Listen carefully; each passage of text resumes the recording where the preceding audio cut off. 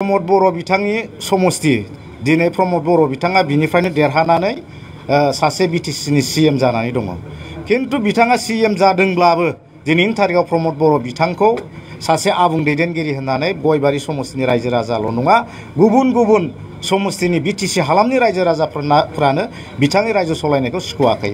खारन बिथाङा थगाय थसि खालामनानैसो बिथाङा सीएम जादों।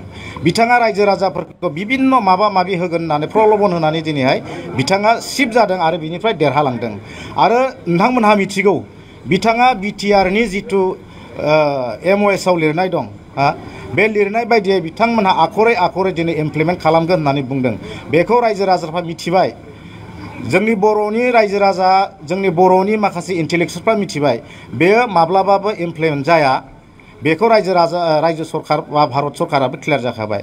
आरो जाय रायजो राजाफ्रा प्रमद बर'नि बुंनायाव दिनैहाय बे जोंनि एमअएस बिटिआरनि जिथु सुक्तिनि एमअएस बेयो आखरै आखरै इमप्लिमेन्ट जागोन होनना बुंनायखौ जुदि गनायनानै लादोंब्ला जोंनि बर' रायजो राजाफ्रा गोबां खहा जागोन। आरो बिथांनि दैदेननायखौ जुदि आसा खालामबाय थायोब्ला बर' रायजो राजाफ्रा जोंनि पावारनिफ्राय जों बिराद गोजानाव थानो गोनां जागोन।